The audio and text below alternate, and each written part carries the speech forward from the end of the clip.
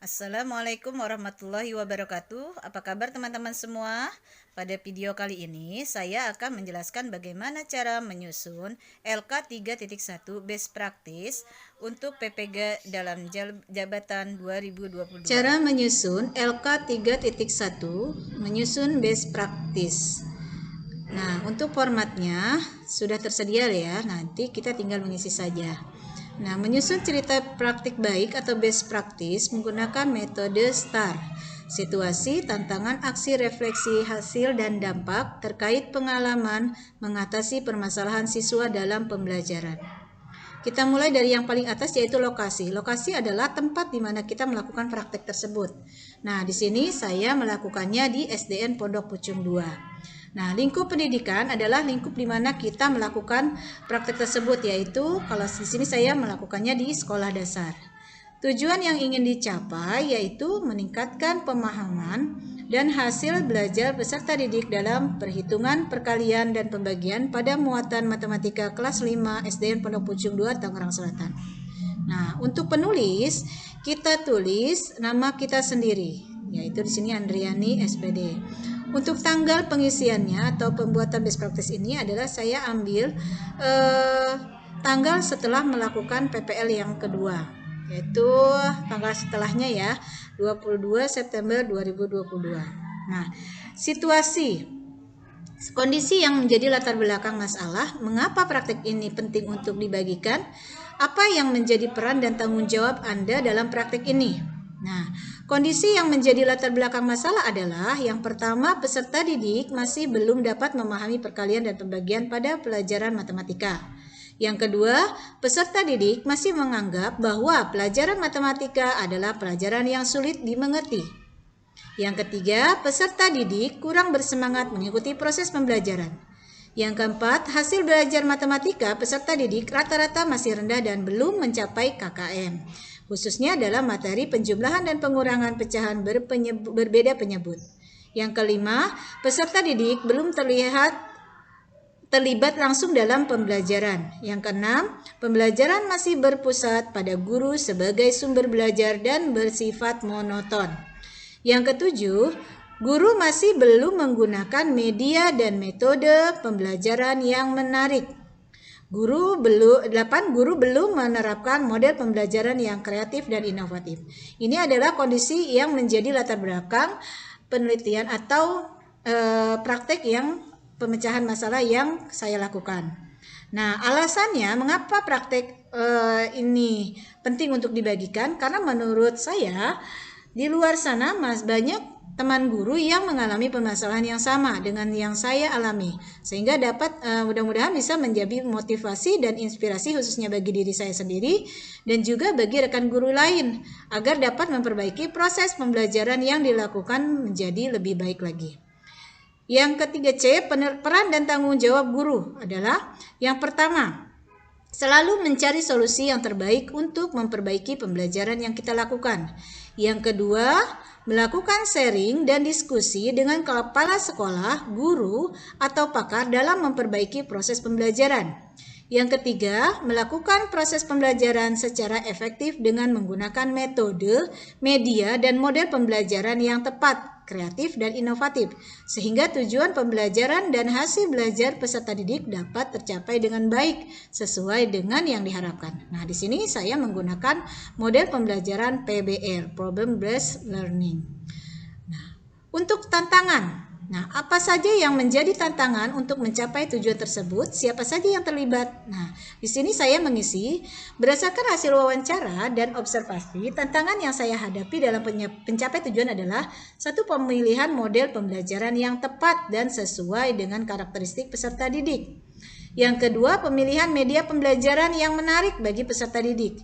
Yang ketiga, pemilihan metode pembelajaran yang variatif dan tepat sesuai dengan karakteristik peserta didik agar tertarik dan antusias dalam mengikuti pembelajaran. Yang keempat, tantangan yang keempat adalah bagaimana meningkatkan dan menumbuhkan motivasi belajar peserta didik dalam proses pembelajaran agar pembelajaran lebih menyenangkan. Yang kelima, pada saat diskusi kelompok masih ada peserta didik yang kurang aktif dalam kegiatan diskusi. Yang keenam, penyelesaian LKPD masih belum sesuai dengan waktu yang disediakan. Dan ketujuh, pemanfaatan TPEG yang belum maksimal. Nah, untuk menghadapi tantangan dalam mencapai tujuan, saya melibatkan kepala sekolah, teman sejawat, pakar, dosen, dan guru pamong untuk memberikan pendapat atau masukan terhadap apa yang harus saya lakukan dalam mencapai tujuan dan memperbaiki pembelajaran sebagai penerapan kompetensi yang harus dimiliki seperti kompetensi pedagogik dan kompetensi profesional guru. Serta di sini saya keterlibatan peserta didik dalam bentuk motivasi peserta didik dalam mengikuti pembelajaran.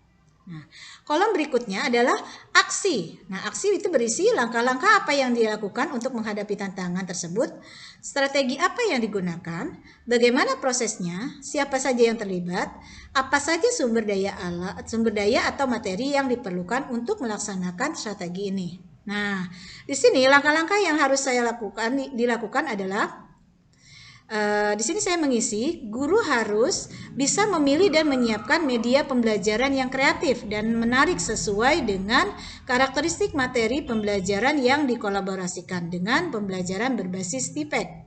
Yang kedua, guru harus menyiapkan perangkat pembelajaran dengan baik dari mulai RPP, LKPD, bahan ajar, media pembelajaran, dan instrumen penilaian atau evaluasi, serta guru harus memahami setiap tahapan pembelajaran sesuai dengan model pembelajaran yang dipilih dari mulai pendahuluan, kegiatan inti, hingga penutup. Yang ketiga, menyiapkan kondisi ruangan kelas yang nyaman, bersih, rapi, alat peraga dan proyektor agar peserta didik memiliki motivasi belajar yang baik. Nah, strategi yang digunakan, saya mengisi di sini. Yang pertama dalam tantangan pemilihan media pembelajaran, yaitu strategi yang digunakan adalah dengan memilih media pembelajaran yang tepat dan sesuai dengan materi dan karakteristik peserta didik, serta dikuasai dengan baik oleh guru dalam penggunaannya.